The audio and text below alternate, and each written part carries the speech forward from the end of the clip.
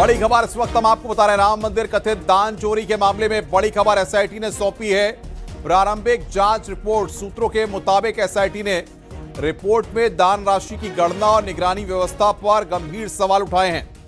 सूत्रों के अनुसार कुछ कर्मचारियों के खिलाफ मुकदमा दर्ज किए जाने की सिफारिश भी की गई है।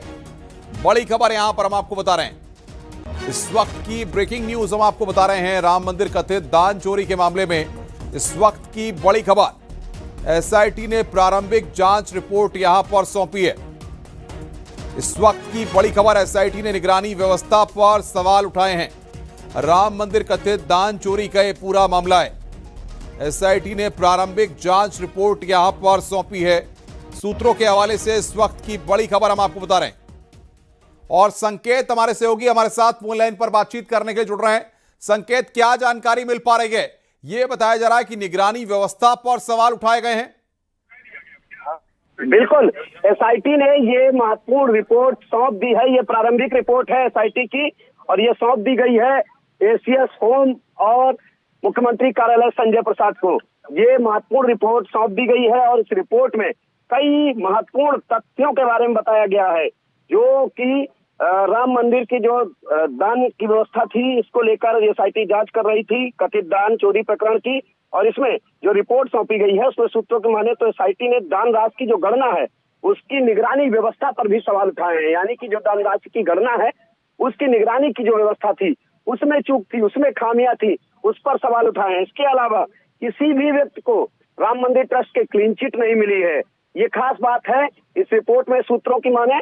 और तीसरी जो सबसे महत्वपूर्ण बात है कि गणना कर्मियों के चयन और ट्रस्ट पदाधिकारियों से उनके संबंधों के बारे में भी जानकारी ली जा रही है कि ट्रस्ट के जो पदाधिकारी हैं और जो दान की गणना करते थे उनके रिश्ते क्या थे, वो कौन थे उनके ट्रस्ट के पदाधिकारियों के, उसका भी जिक्र इस रिपोर्ट में किया गया है। यही नहीं, मंदिर के आंतरिक व्यवस्था के लिए जिम्मेदार पदाधिकारियों की भूमिका पर भी इस रिपोर्ट में सवाल उठाए गए हैं। इस रिपोर्ट में सवाल उठाए गए हैं। महत्वपूर्ण रिपोर्ट में ये बिंदु है और एसआईटी ने इस मामले की विस्तृत जांच के लिए अतिरिक्त समय और सहयोगी अधिकारियों की मांग की है। यानी कि समय और मांगा है और सहयोगी अधिकारियों को मांग की है कि और सहयोगी अधिकारी दिए जाएं। ये इस जांच रिपोर्ट में है। यानी कि जो गणना कर्मी हैं उनके जो ट्रस्ट के पदाधिकारी हैं उनके रिश्ते क्या हैं, इसकी भी जांच का जिक्र इसमें दिया हुआ है इस रिपोर्ट में सूत्रों की माने तो। और इस पूरे प्रकरण में जो दान राशि की निगरानी और गणना की व्यवस्था है उस पर सवाल उठाए गए हैं। लगातार संकेत इस बात को न्यूज 18 कह रहा था कि खामियां, लापरवाही, इन तमाम चीजों को लेकर के रिपोर्ट में अपनी बातें हैं। न्यूज 18 की खबर पर एक बार फिर मोहर लग रही है। खामियों का जिक्र किया गया है, लापरवाही का जिक्र किया गया है और कहीं ना कहीं सिस्टम में एक बार दोबारा नए सिरे से बदलाव करने की बात कही गई है। बिल्कुल जाहिर सी बात है कि न्यूज 18 ने इस रिपोर्ट का सबसे पहले जो इसके महत्वपूर्ण बिंदु थे उनके बारे में अपने दर्शकों को बताया था कि इस रिपोर्ट में क्या कुछ है।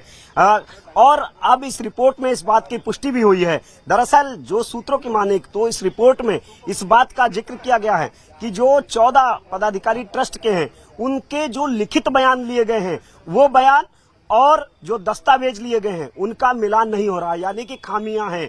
इन खामियों का जिक्र भी इस रिपोर्ट में किया गया है। यही नहीं, जो एसआईटी की रिपोर्ट है कि उसमें जो गणना की व्यवस्था है, दान की जो गणना है उसकी जो व्यवस्था है उस पर भी सवाल उठाए गए हैं इस रिपोर्ट में। और जो गणना कर्मी हैं उनके और जो ट्रस्ट के पदाधिकारी हैं उनके रिश्ते क्या हैं उनका भी इस रिपोर्ट में जिक्र किया गया है। यही नहीं, व्यवस्था में सुधार की बात भी इस रिपोर्ट में कही गई है। जांच के लिए अतिरिक्त समय इस रिपोर्ट में मांगा गया है।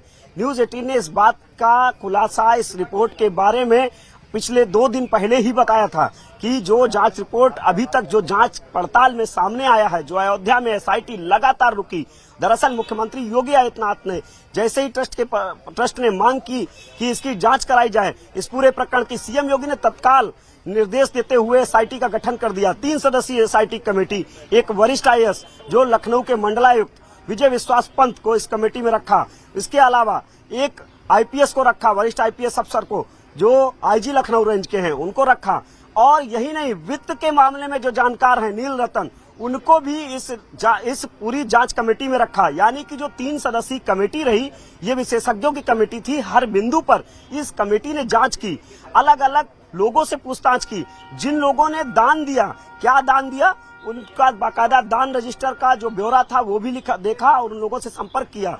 जो लोग उत्तर प्रदेश में के अलग अलग दूसरे राज्यों में उत्तर प्रदेश के अलावा थे, देश के बाहर जो सनातनी रहते हैं, विदेशों में रहते हैं, उन्होंने क्या दान किया। कई लोगों के दानदाताओं के बयान भी एसआईटी ने बाकायदा लिए हैं, उन्होंने क्या दान किया और क्या यहाँ दर्ज है। यही नहीं, जो सीसीटीवी फुटेज कौन देखता था, किसकी जिम्मेदारी थी, क्यों डिलीट हुए, इन सब बिंदुओं का ब्यौरा इसमें रिपोर्ट में दिया गया है। काफी महत्वपूर्ण रिपोर्ट है। सबसे खास बात है, ये प्रारंभिक रिपोर्ट है, अभी जांच जारी है, यानी कि जांच नहीं खत्म है, जांच अभी जारी है। कई चेहरों की गर्दनें फंसेंगी, तमाम पहलुओं का खुलासा होगा, तमाम तथ्य और अभी सामने आने हैं। और समय की मांग की गई है कि और अतिरिक्त समय दिया जाए, जिससे कि विस्तृत जांच हो सके और विशेषज्ञ अफसर दिए जाए, जिससे कि टीम बढ़े और जांच का दायरा और बढ़ाया जा सके। यानी कि ये अभी प्रारंभिक रिपोर्ट है और आगे जांच जारी रहेगी।